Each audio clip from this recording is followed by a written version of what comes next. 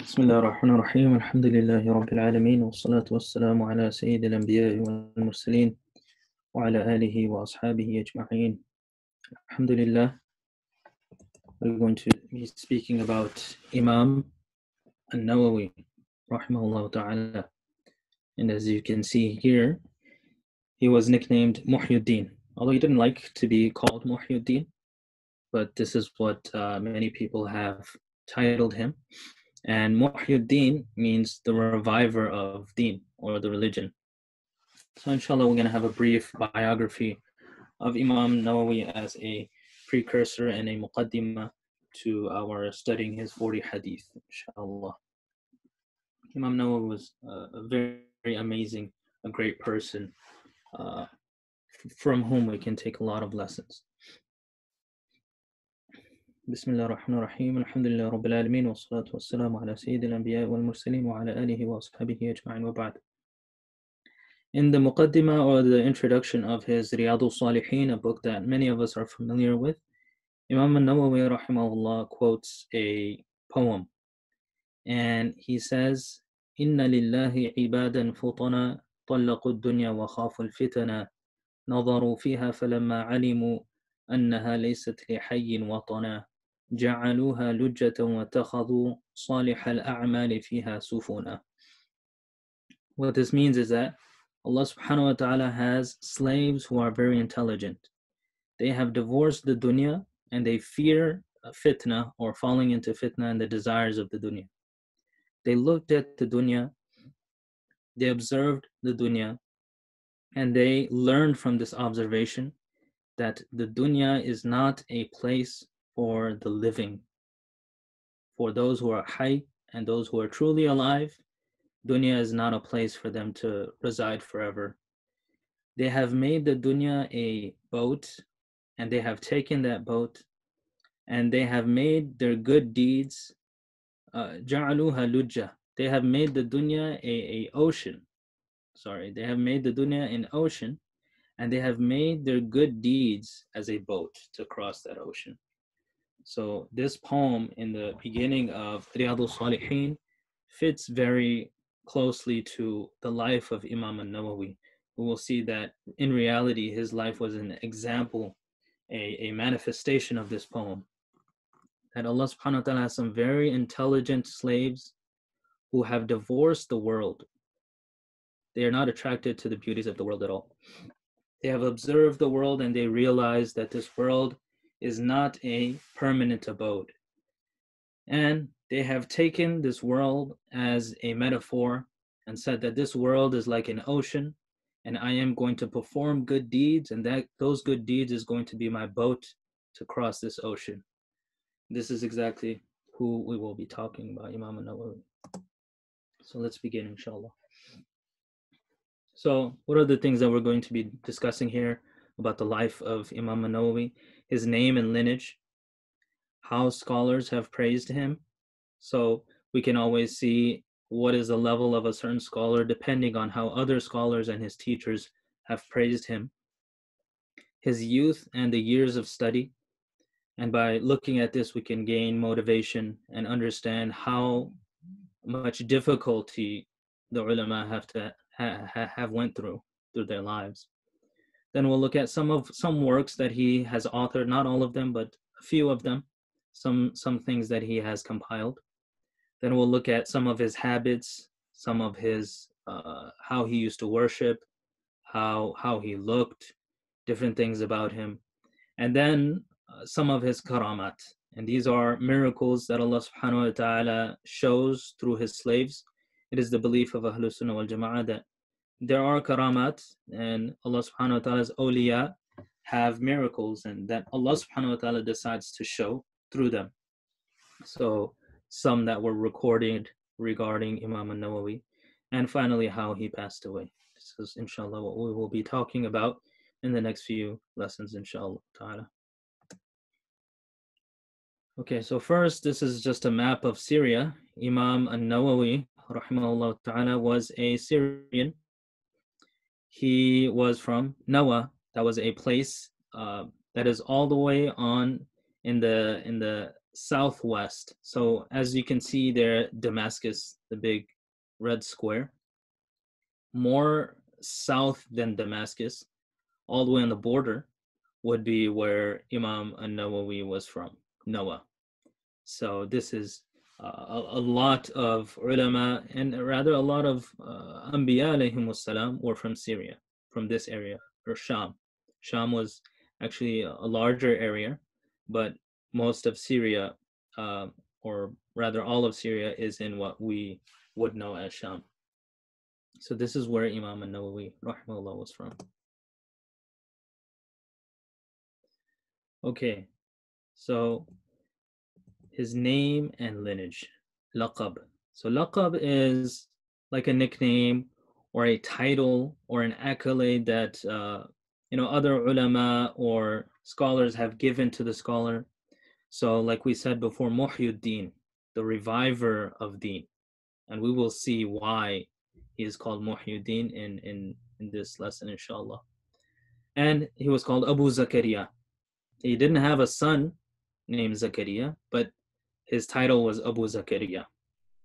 So sometimes we see this where you have someone named Abu Fulan or Fulan, mother of so-and-so, father of so-and-so, whereas they don't have children. Sayyidatuna Aisha radiallahu anha, the wife of Nabi sallallahu alayhi wa sallam, didn't have any children, yet she was called Abdillah. So these are titles of respect and sharaf, nobility, that are given to certain people, even if they don't have children. So he was also called Abu Zakaria. So his name and his lineage. His name was Yahya, that was his name, the son of Sharaf bin Muri bin Hassan bin Hussein bin Muhammad bin Jumu'ah bin Hizam. So this was, this is his father's grandfather, his lineage all the way up to Hizam. And some people have said that Hizam is because he is connected to the Sahabi with the similar name. But Imam al-Nawawi himself said that, no, this is not true. I am not related to that specific Sahabi.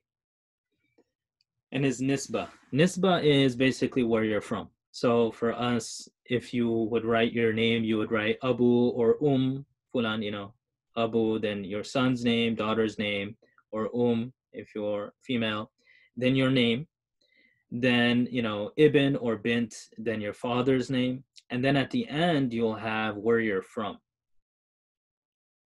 And sometimes it's not always where you're from. This is what's called a nisbah. So you could have Abu Abdullah Zayd bin Muhammad al-Amriki or Atlantawi. I wouldn't know. I don't know exactly how we will make a nisbah for Atlanta, whether it be Atlantawi or Atlantawi.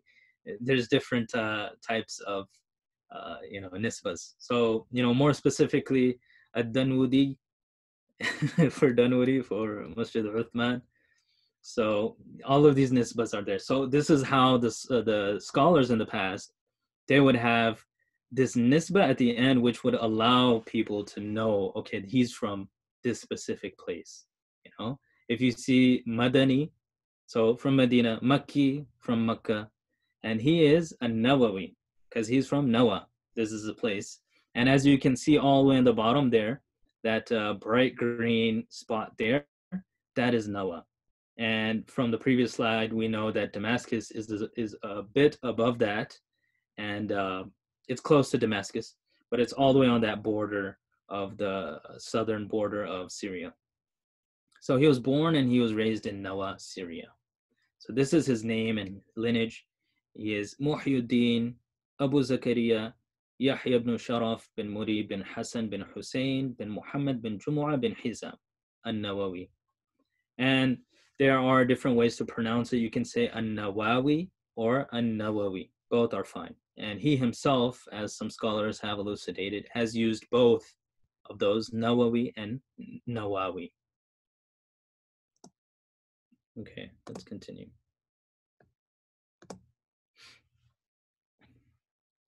Okay, so how have some scholars praised Imam al-Nawawi? So many scholars have praised him, but I have selected a few of those so we can just see how he was seen in the eyes of other scholars. So Imam al-Suyuti, rahimahullah, is an enormous, a great giant of a scholar. Passed away in 911 Hijri. Very easy to remember that because of 911. He passed away in 911. He's the author of the famous, or one of the co-author of the famous Jalalain, Tafsir Jalalain, Imam al-Suyuti. He has written books in almost every field of Islam. He was a master of almost every field.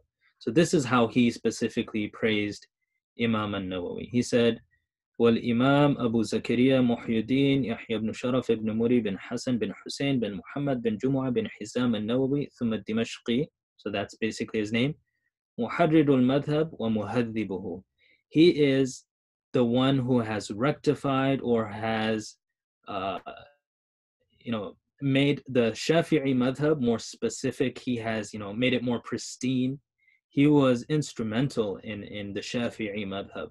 So if we have any Shafi'i students here or anyone who's Shafi'i who is listening, Imam al-Nawawi is a pillar in the Shafi'i madhab. محققه ومرتبه. He is the one who has done research in the Shafi'i madhab, and he has organized the Shafi'i madhab. Imam ahli asrihi ilman wa ibadatan. He was the imam of his entire generation in terms of knowledge and in terms of worship. وَسَيِّدُ أَوَانِهِ وَرَعًا وَسِيَادَةً.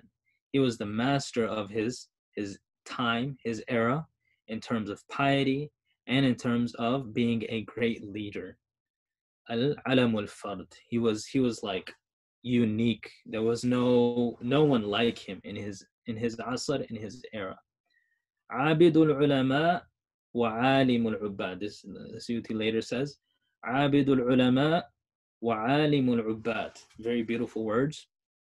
He was the great worshipper amongst ulama, and he was the great alim amongst worshippers. So you see, when it comes to knowledge, he was amongst the top scholars of knowledge, but he was known for his worship amongst them. Then when it came to people who were specifically known for their worship, he was amongst the top of them as well, but he was known for his great amount of knowledge when he was mentioned in their circles. So he was basically recognized as the top in terms of knowledge and in terms of practice. So this is an amazing scholar who has embodied knowledge and practice. وَزَاهِدُ الْمُحَقِّقِينَ وَمُحَقِّقُ الزُّهَادِ. This is very beautiful words from Imam al-Suyuti, who was master of Arabic and Arabic poetry. زَاهِدُ الْمُحَقِّقِينَ. Amongst the researchers, he was the most abstinent in dunya. وَمُحَقِّقُ الزُّهَادِ. And he was amongst the zuhad and those who were abstinent from dunya, he was amongst the ones who would research amongst them. So this has volumes of meaning, but we won't be expounding further on that because we have a lot to cover. لم تسمع بعد التابعين بمثله لم تسمع بعد التابعين بمثله أذن.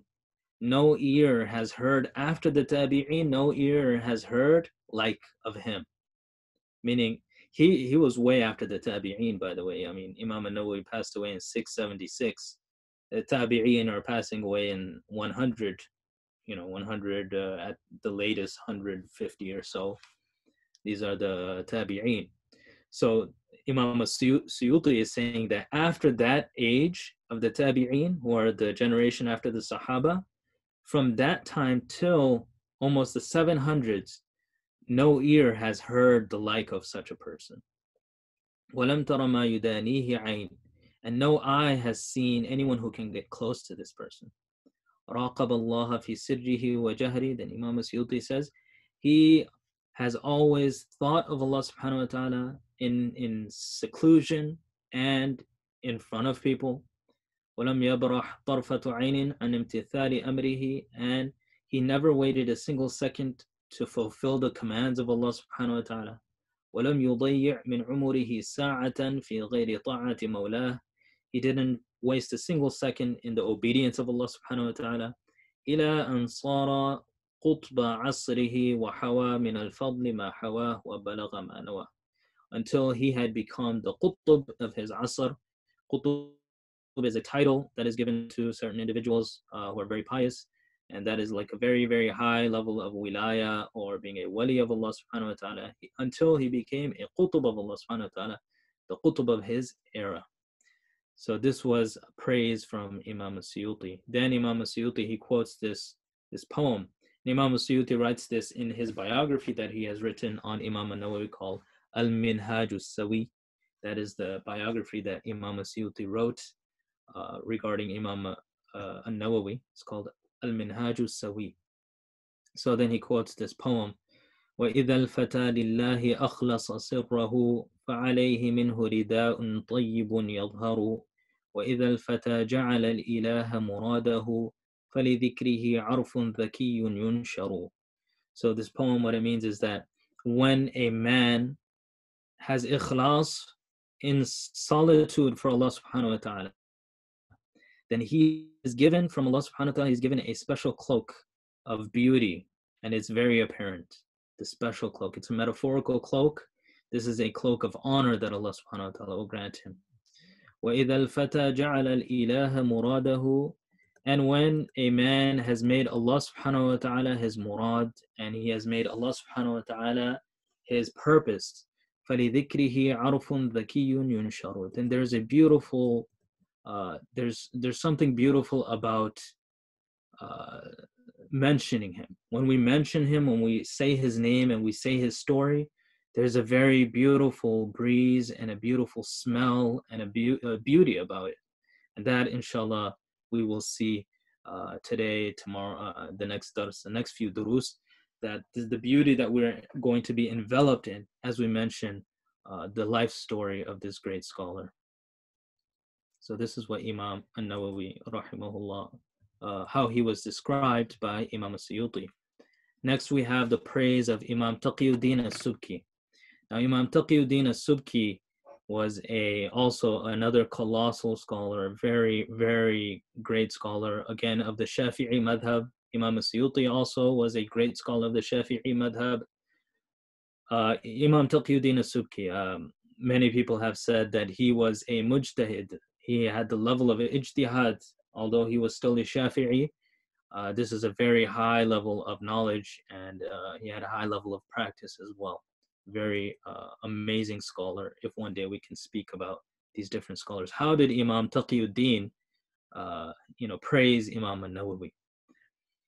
So he said that مجتمع بعد تابعين المجموع الذي اجتمع في النووي.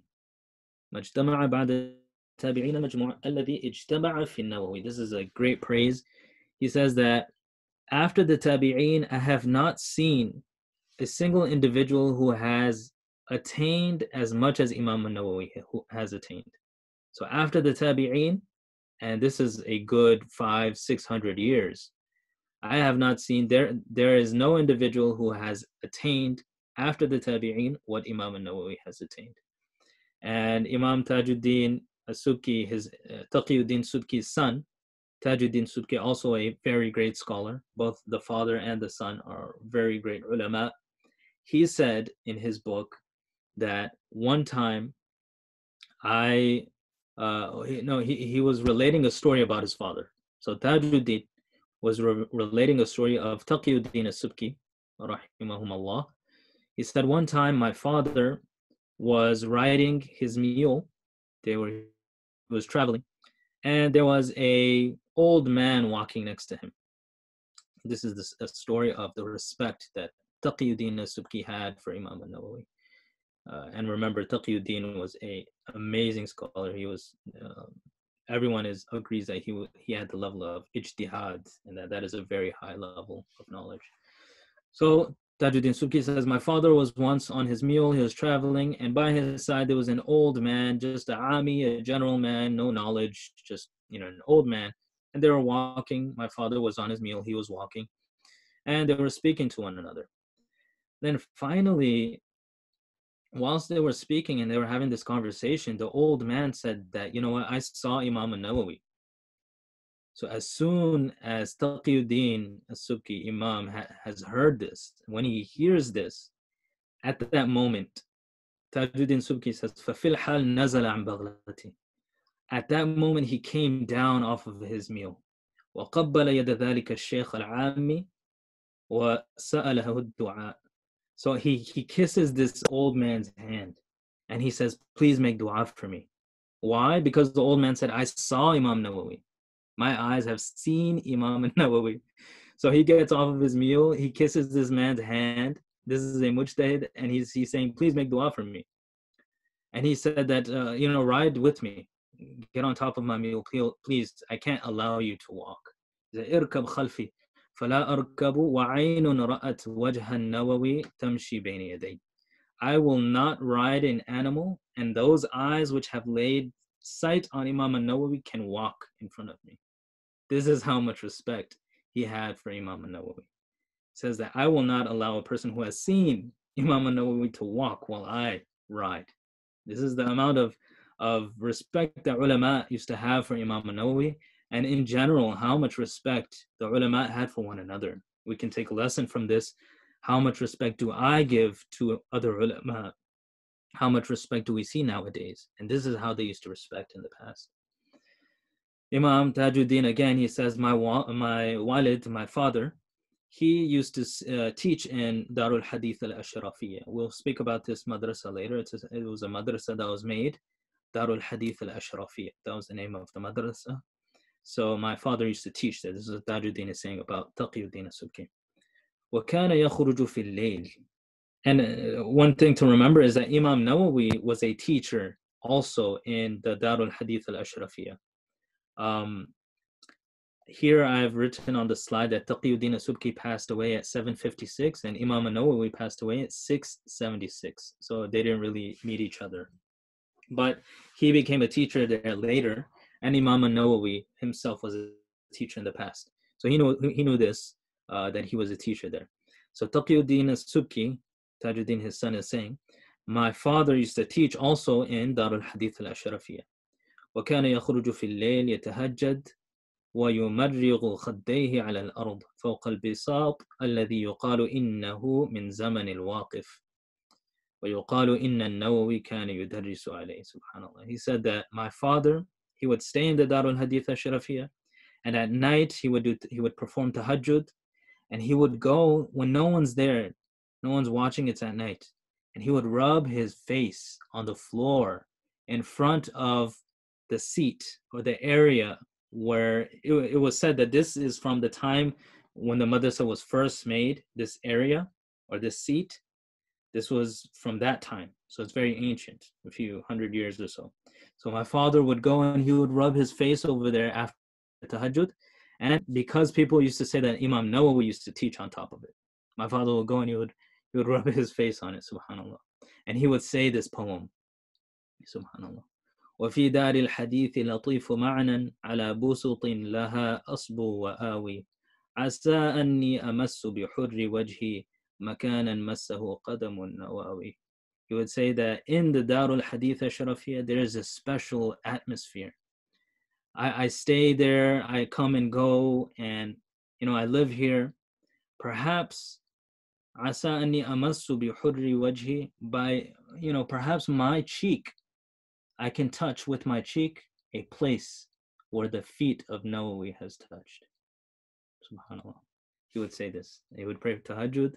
He would go, he would put his face on the place where he heard that this was very ancient, this place that Imam Nawawi used to teach on it. And he would say this. Look at the humility of the scholar and how much respect he had for Imam Nawawi. That he would go and rub his face where the feet of Imam Nawawi has been. So this also tells us how amazing this scholar must have been, Imam Nawawi.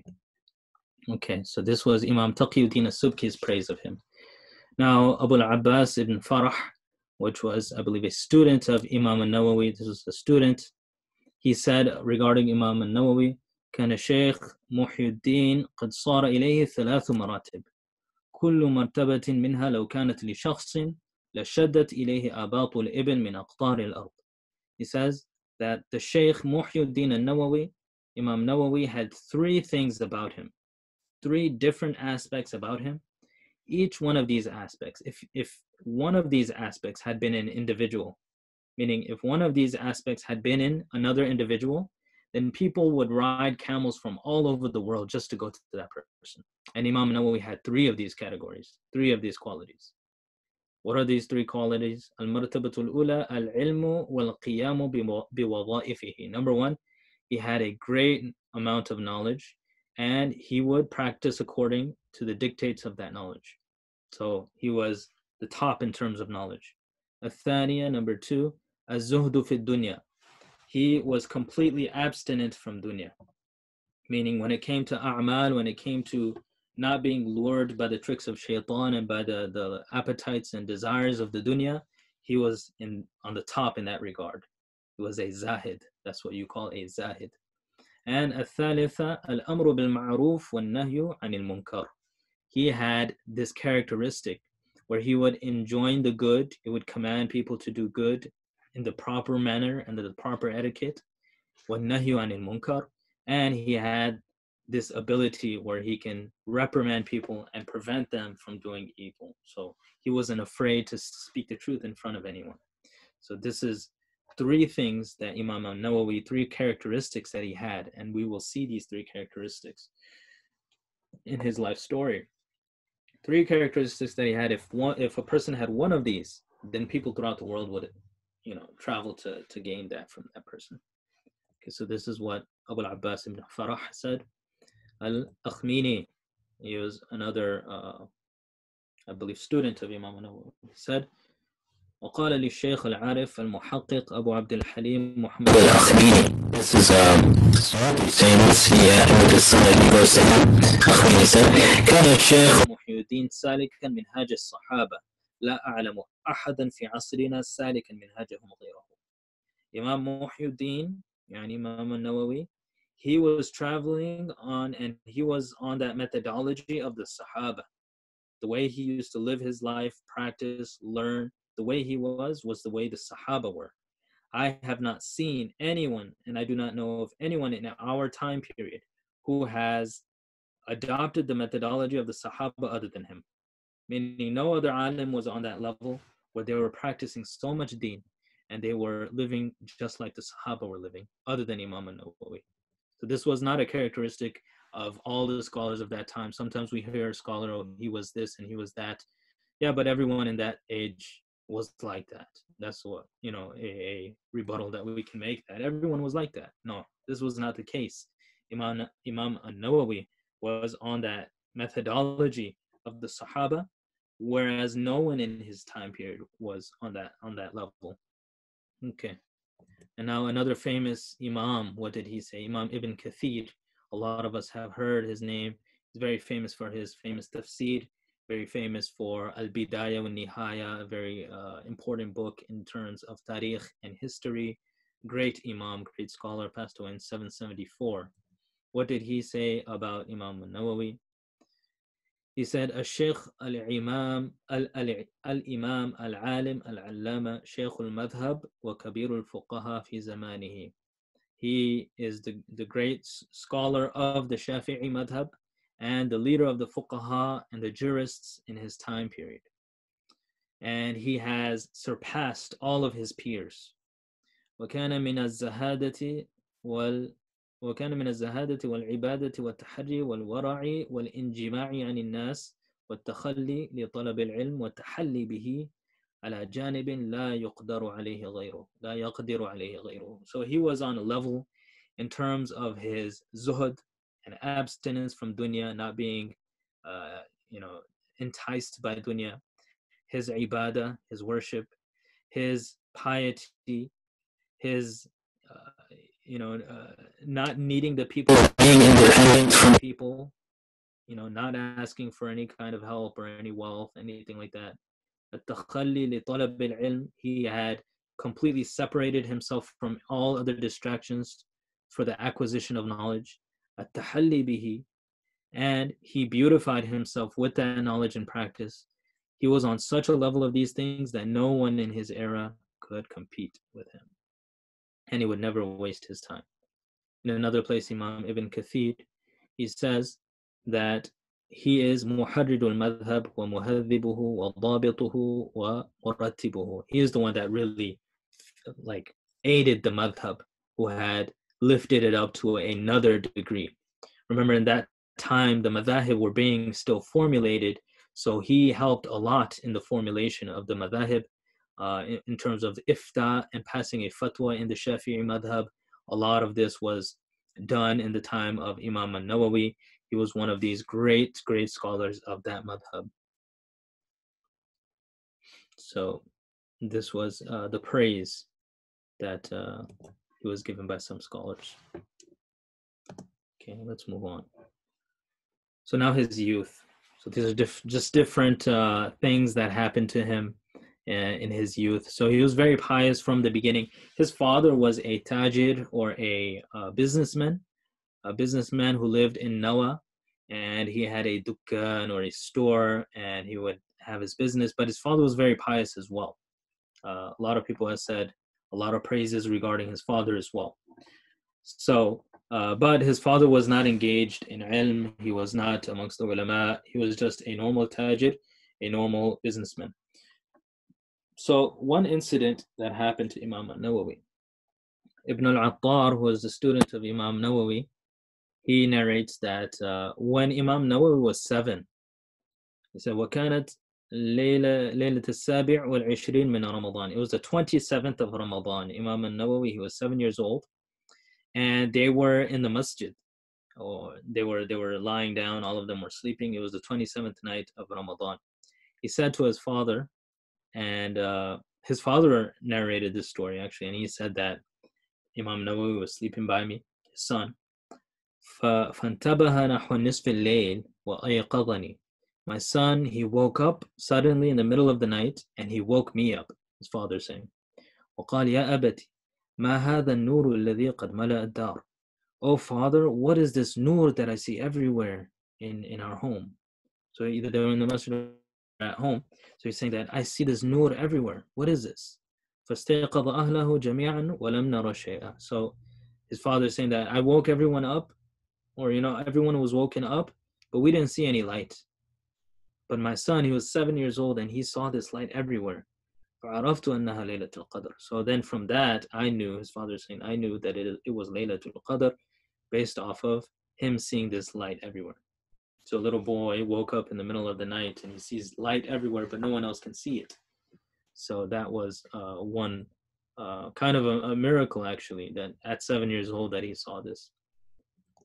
Another story, when he was 10, says Ibn al-Attar also narrates this, that فَلَمَّا بَلَغَ عَشْرَ سِنِينَ, when Imam al-Nawawi became 10 years old, وَكَانَ بِنَوَى الشيخ ياسين bin Yusuf al-Marakishi. There was this great sheikh in Nawa, Yasin bin Yusuf al-Marakishi, min awliya Allahi ta'ala. He was a wali of Allah subhanahu wa ta'ala, a person that has given his life to Allah subhanahu wa ta'ala, continuously worshipping Allah subhanahu wa ta'ala, abstaining from sin, so then they become famous as being awliya of Allah subhanahu wa ta'ala. So this Shaykh Yasin was amongst the awliya. فَرَآهُ وَالصِّبْيَانُ يُكْرِهُونَهُ عَلَى اللَّعَبِ مَعَهُمْ.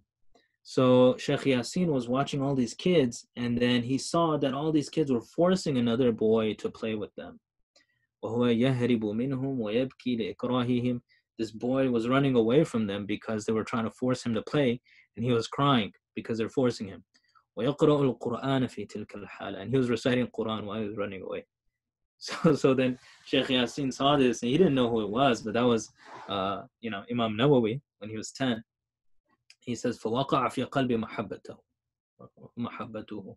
His love entered my heart. Like I felt love for this boy. Shaykh Yasin is a wali. So he saw this, and automatically the love of this child went into his heart. Like, subhanAllah, like, look at this.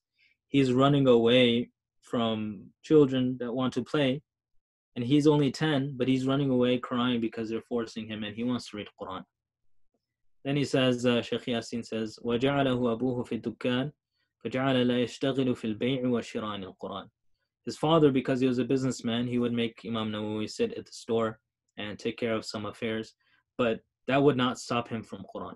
Imam Nawawi would keep on reciting Quran, despite that his father wanted him to be at the store, or perhaps he would fulfill all his duties while reciting the Quran. SubhanAllah. We see this throughout the ages, different ulama and their attachment to the Quran. That there's many stories of different shuyukh. They're involved in different work. Even there's a story of this one sheikh, he would chop down a tree because he was a lumberjack, but he was a hafil. And while doing his work, he would be reciting the Quran. And that's their attachment to the Quran. They're multitasking, but their heart is always attached to the Quran. So same thing with Imam al-Nawawi when he was 10 years old. And Shaykh Yasin said, فَأَتَيْتُ الَّذِي يُقْرِئُ الْقُرْآنَ فَوَصَّيْتُهُ بِهِ وَقُلْتُ لَهُ هَذَا الصَّبِيُّ يُرْجَى أَنْ يَكُونَ أَعْلَمَ أَهْلِ زَمَانِهِ وَأَزْهَدَهُمْ وَيَنْتَفِعُ النَّاسُ بِهِ. Shaykh Yasin went to the person who used to teach him Quran, and he said that I told him to take very good care of this boy, because this boy, I hope, and it is hoped, that he will become the most knowledgeable in his time period and the most zahid, the most abstinent from dunya, and many people will benefit from him. So then the person said that, Munajjimun ant, are you a fortune teller? How do you know this? He's 10. How do you know he's going to become the most knowledgeable in the world, the most zahid in the world, and that people will benefit from him? So he said, La, I'm not a munajjim, I'm not a fortune teller. وَإِنَّمَا أَنْطَقَنِي اللَّهُ بِذَلِكَ. Allah subhanahu wa ta'ala has given me ilham. I have felt this. I have received in my heart this information that this will happen. Now the awliya of Allah subhanahu wa ta'ala, they do get ilham. That is a thing that Allah subhanahu wa ta'ala gives to the awliya. That Allah subhanahu wa ta'ala gives them information. So he saw this. So he said, take very good care of him. And he mentioned this to his father as well. And he told him that make sure he finishes Quran. And he did finish Quran when he was, before he became a teen, he finished the memorization of the Quran. So this was his love and his attachment. Now, one thing is that we see that a lot of scholars, when they're young, maybe he became hafid at 6. We see that even today, there's people even in our community, they memorize Quran when they're 8, when they're 6, when they're 7. But Imam al-Nawawi, he was a bit older. He was 12, 13. But that doesn't mean that he won't become a great person. The thing with Imam al-Nawawi is his upbringing was so amazing. He was brought up in a very beautiful way as well. And that really affected him. And that really caused him to love the Quran and all of the future things that we will see. His upbringing was basically a foundation for that. And we can all take a lesson from this, in that we should also have hirs and try our best to provide that good upbringing for our children, so that when they memorize the Quran, it's not just hifz, it's the love for Quran. There was something different about Imam al-Nawawi. He wasn't just a student in hifz. He wasn't just memorizing the Quran and just playing whenever he had free time. He had a real attachment and a real love for the Quran. And that was built, and I'm sure his father was instrumental in that. So that's a lesson that we can take from the story, in that we as teachers, as parents, as overseers of our children and our community, we have to make sure that our children not only learn the Quran and memorize the Quran, but have an attachment to it, really love the Quran, and not just, memorize it and run as soon as they're gone. So then, when he was 19, that's really when he started his madrasa. So we showed you how he was in Nawa, which is in the southwest border of Syria, and Damascus is a bit above that. So in 649, he went to Damascus. He was 19, and this was a madrasa. It was called Madrasa Rawahiyya. So Madrasa Rawahiyya. So this is where Imam al-Nawawi went. If you guys don't mind, we can go till 10:25. That will allow us to have about 5 minutes to prepare for Salah. We can discuss a little bit more about this. So Imam al-Nawawi, when he was 19, he went to Damascus. So now this is the years of his study.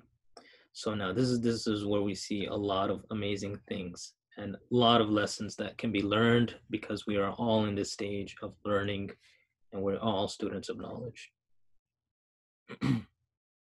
So when Imam al-Nawawi was 19, again, he went to Rawahiyya, and he studied for 2 years.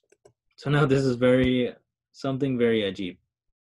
The Shaykh himself, Imam al-Nawawi himself, I believe he told Ibn al-Attar, his student, a very close student, he told him, Imam Nawawi said, فلما كان عمري 19 سنة, when my age was 19, قدم بوالدي إلى دمشق. My father took me to Damascus.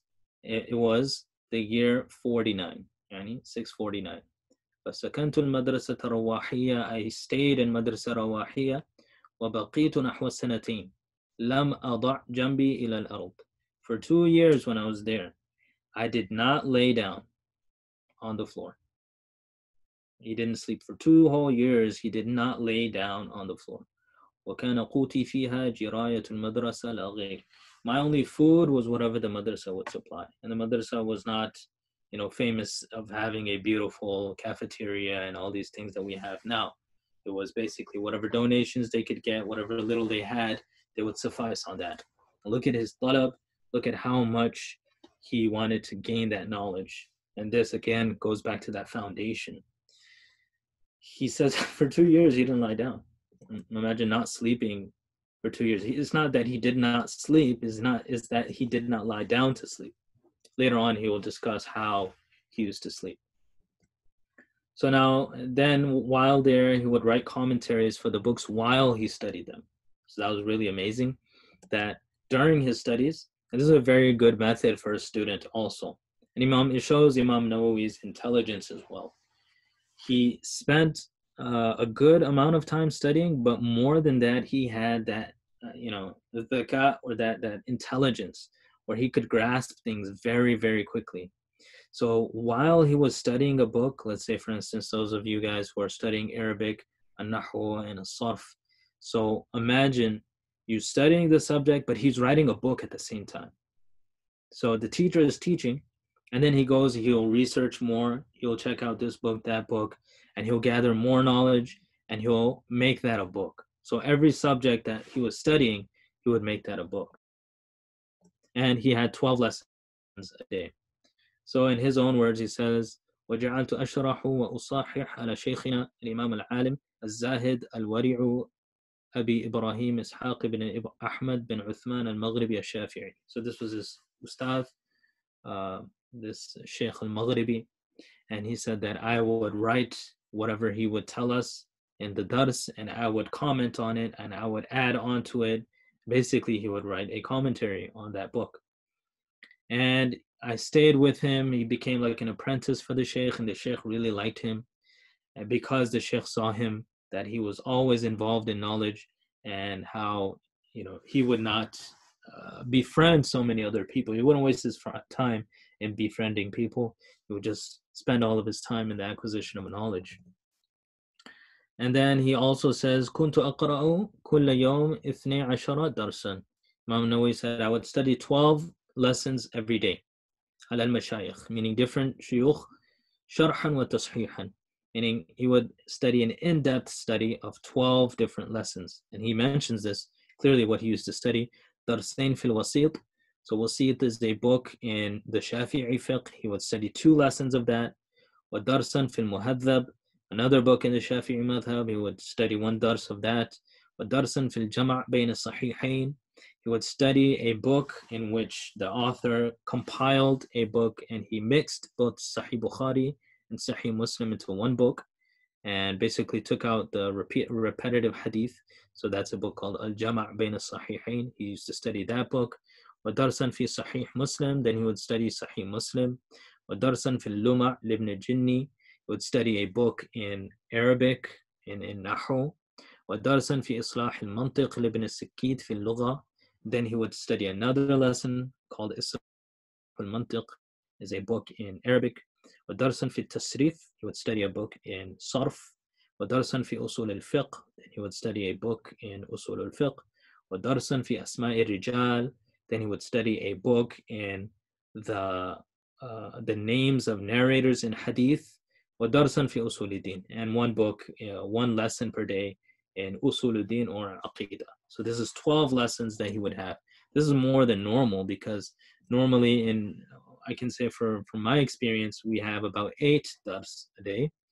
But he was doing 12, and I'm sure that is very in-depth. He's saying sharhan wa tashihan, meaning we're going deep into that book, and we are correcting any kind of mistakes of the book itself, right? So if the book may have any kind of mistake, a critical analysis of these books. So this is where we will stop today about Imam al-Nawawi. May Allah subhanahu wa ta'ala accept it from us. May Allah subhanahu wa ta'ala shower us with sakina and mercy, as Allah subhanahu wa ta'ala does when the salihin are mentioned. A certain barakah is given. So may we ask Allah subhanahu wa ta'ala, although our majalis are separated, we are still together with our qulub. May Allah subhanahu wa ta'ala gather us in that sakina, and may He allow us to benefit from these majalis of dhikr of His awliya and His salihin. Maybe we can make a very mukhtasar dua, inshallah. Bismillah ar-Rahman ar-Rahim. Alhamdulillahi Rabbil Alameen, wa salatu wa salamu ala Sayyidina al-Anbiya wal-Mursaleen وعلى آله وأصحابه أجمعين. ربنا تقبل منا إنك أنت السميع العليم، وتب علينا يا مولانا إنك أنت التواب الرحيم. وصلى الله تبارك وتعالى على خير خلق محمد وعلى آله وأصحابه أجمعين برحمتك يا أرحم الراحمين. آمين. جزاكم الله خيرا.